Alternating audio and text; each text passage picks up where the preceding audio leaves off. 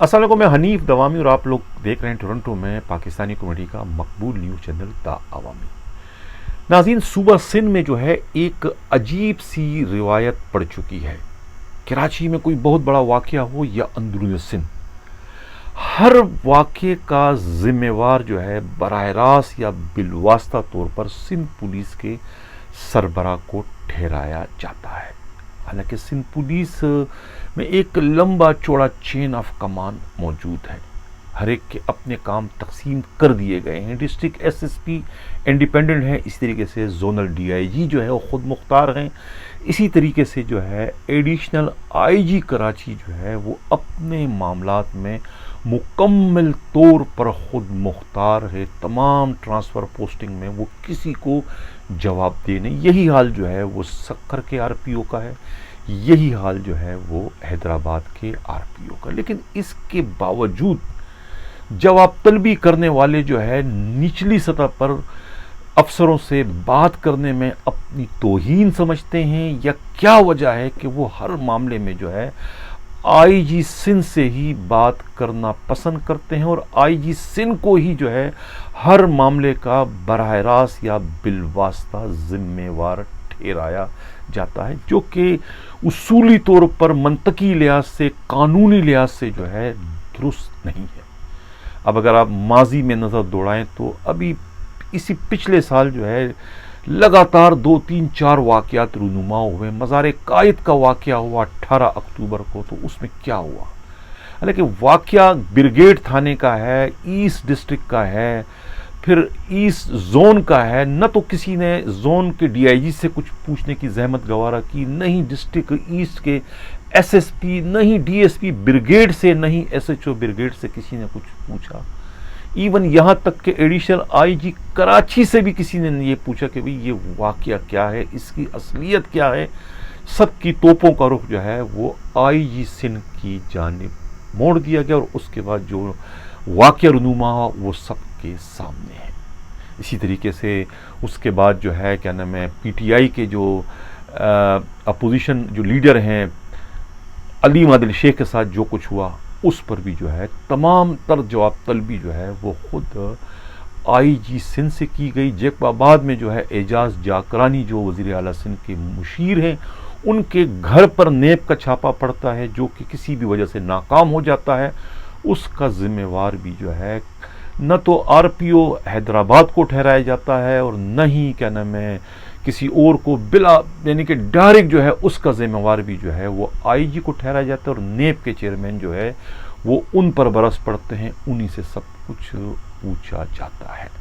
اسی طریقے سے جو اب یہ واقعہ ہوا فیروز آباد تھانے کا 666/پائن جو ہے 2021 جو ایف آئی آر درج ہوئی تھی،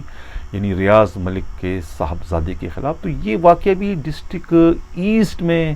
پیش آیا، فیروز آباد تھانے میں، اور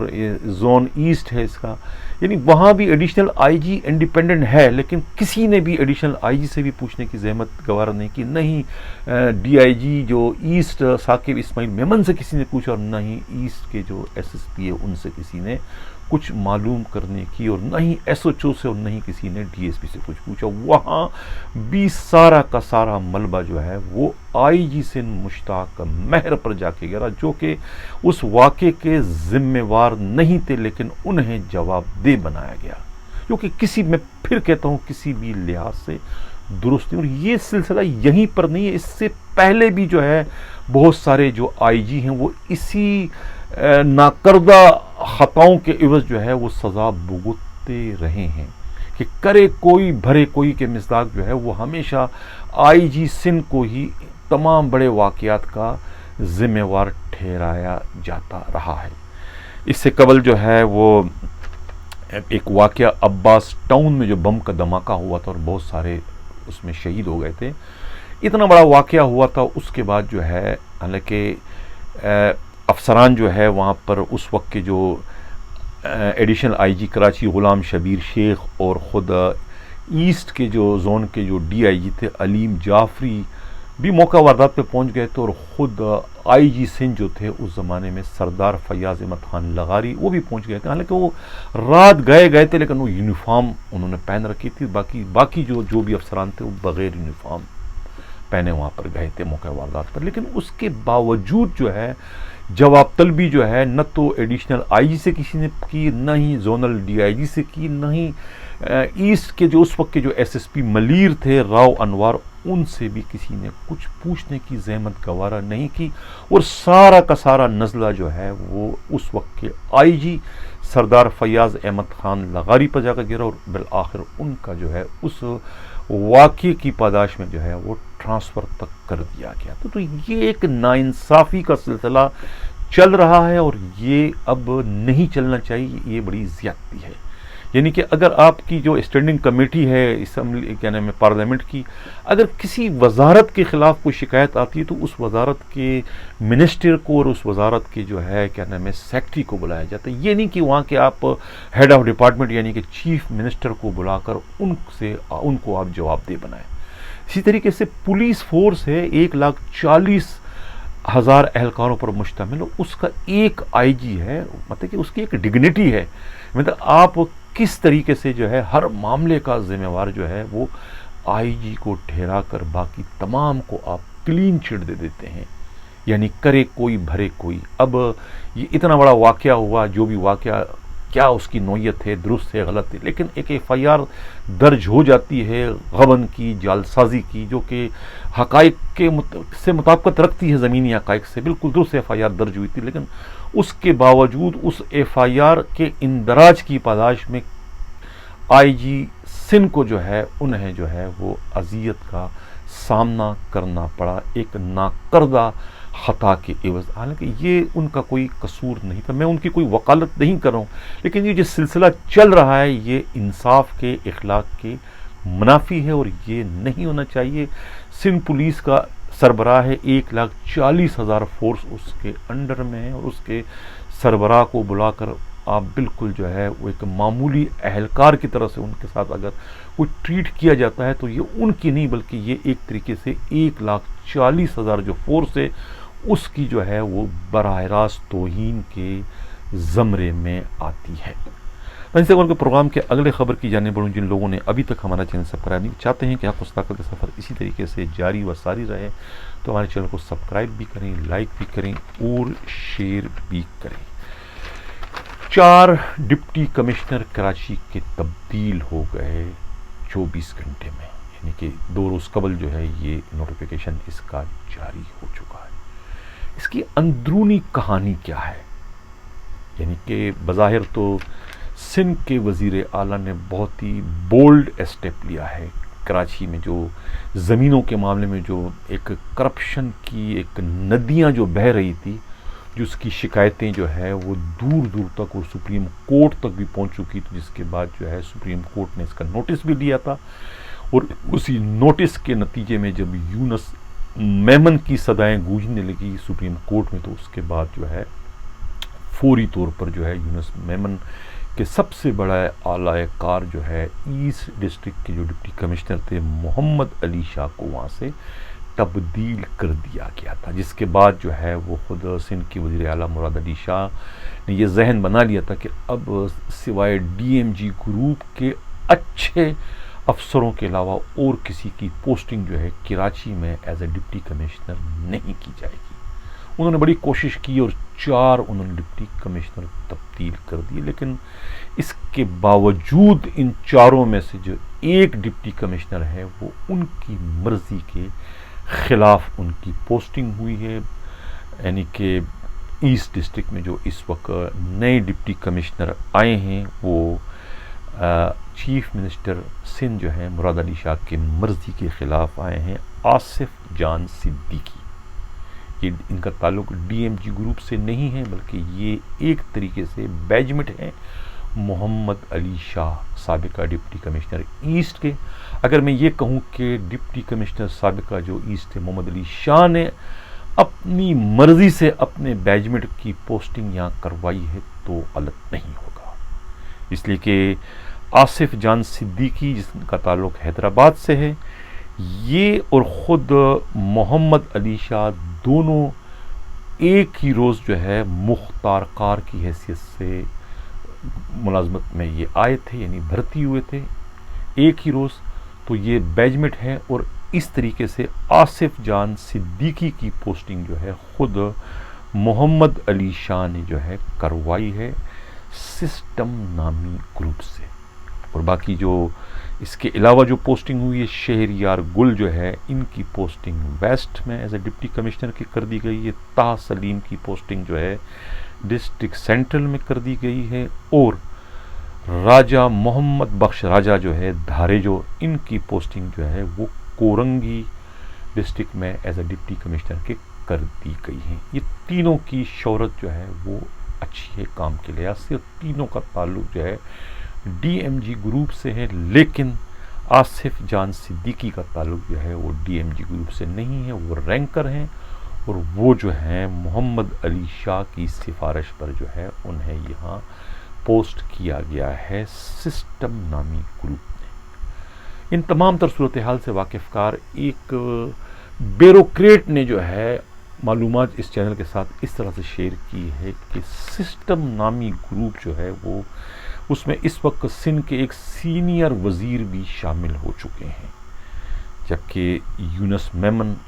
سسٹم گروپ کے روئے رواں ہیں. اسی طریقے سے جو ہے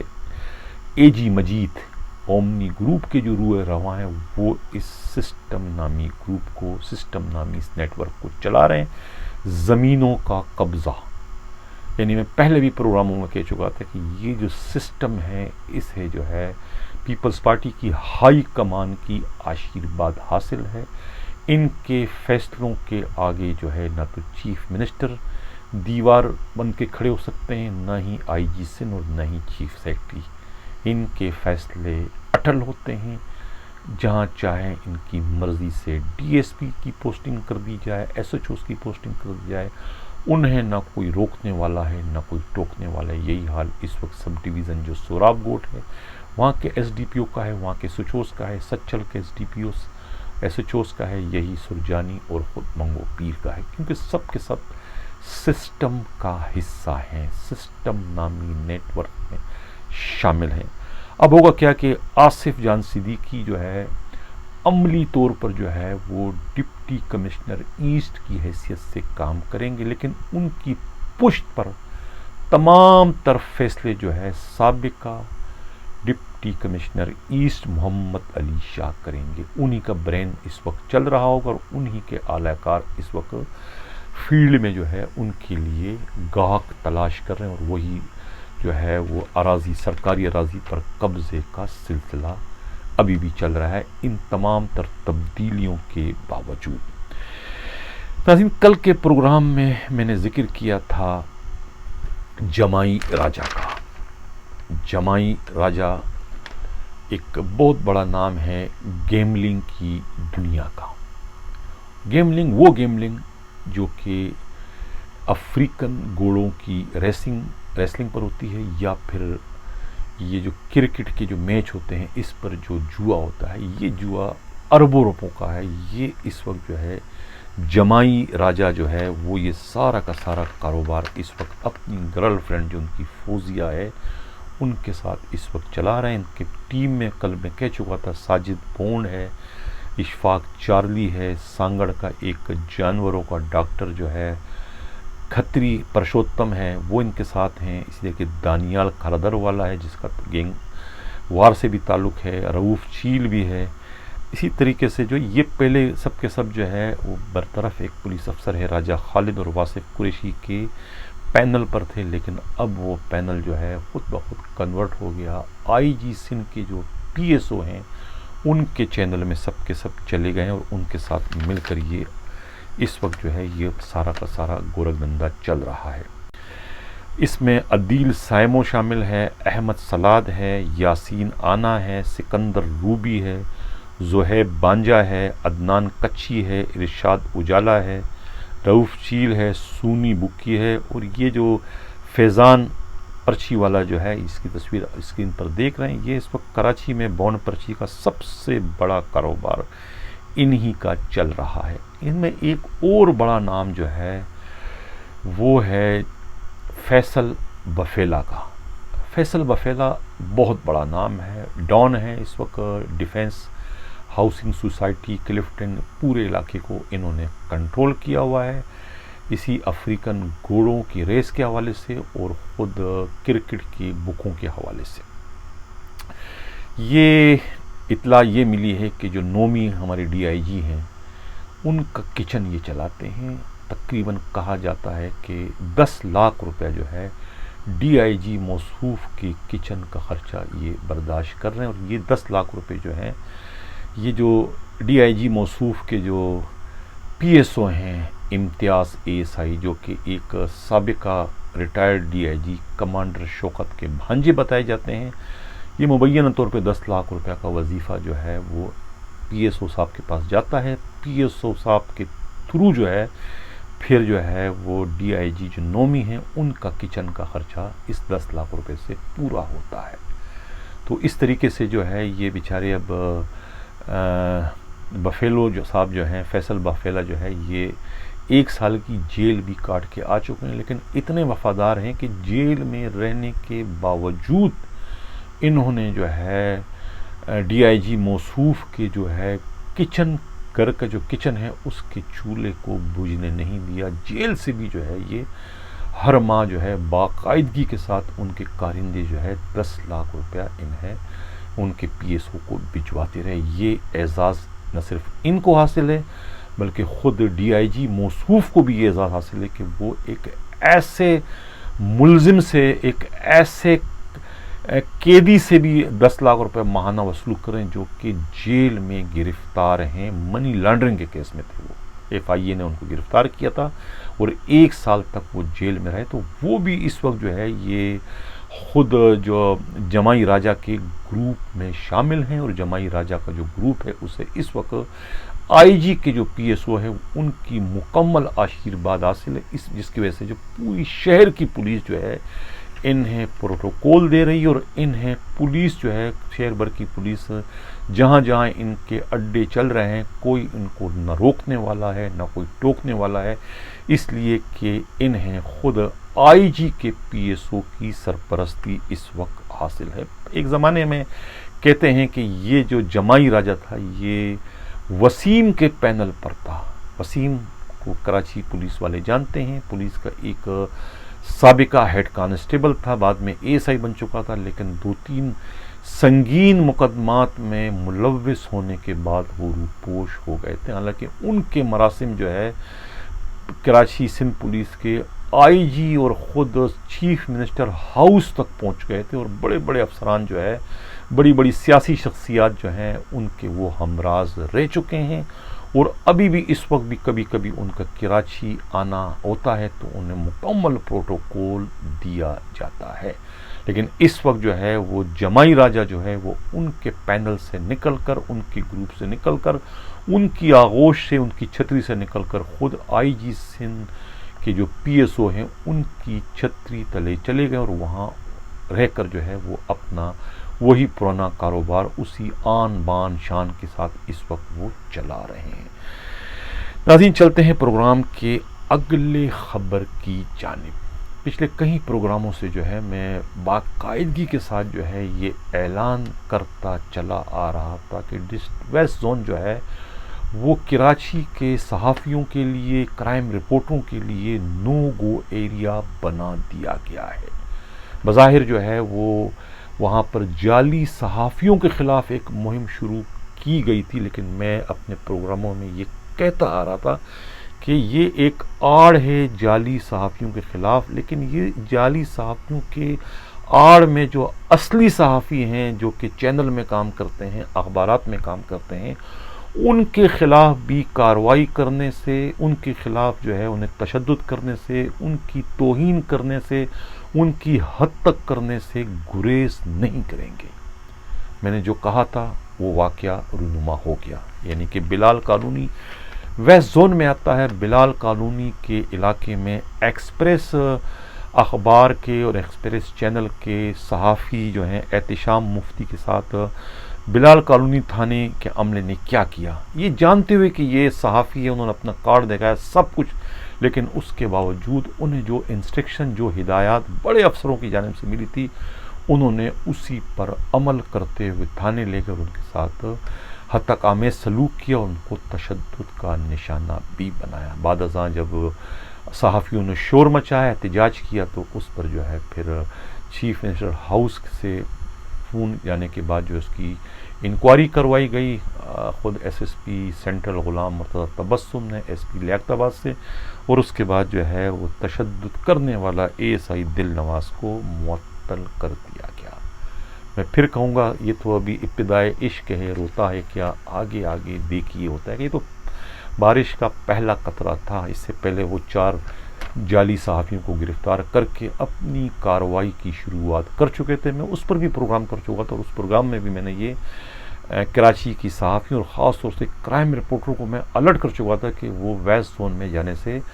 احتیاط کریں، تھانوں میں نہ جائیں اور نہ اپنا وہاں تعارف کرائے، ورنہ انہیں اس تمام اذیت کا سامنا کرنا پڑے گا جس کے شکار آج جو ہے ایکسپریس اخبار کے صحافی احتشام مفتی ہوئے ہیں، جن کے ساتھ بہت ہی ناروا سلوک کیا گیا، جس کے بعد جو ہے وہ اے ایس آئی دل نواز کو معطل کر دیا گیا۔ حالانکہ اس میں دل نواز کا کوئی قصور نہیں ہے، دل نواز نے اے ایس آئی نے وہی کیا جو انہیں ان کے بڑے افسروں نے کرنے کا حکم دیا تھا۔ دل نواز کہتے ہیں کہ ان کے 2 اور بھائی ہیں دل نواز کے، ان تینوں کی یعنی علی نواز اور خوش نواز، ان تینوں بھائیوں کی ساری پوسٹنگ جو ہے نیو کراچی ٹاؤن میں ہی گزری ہے، وہیں ان کی پوسٹنگ ہوتی رہی ہے، اور اب جو ہے دل نواز اے ایس آئی جو ہے وہ بلال کالونی تھانے میں اس واقعے کے ذمہ وار قرار دیے گئے، جس میں انہوں نے جو ہے ایک صحافی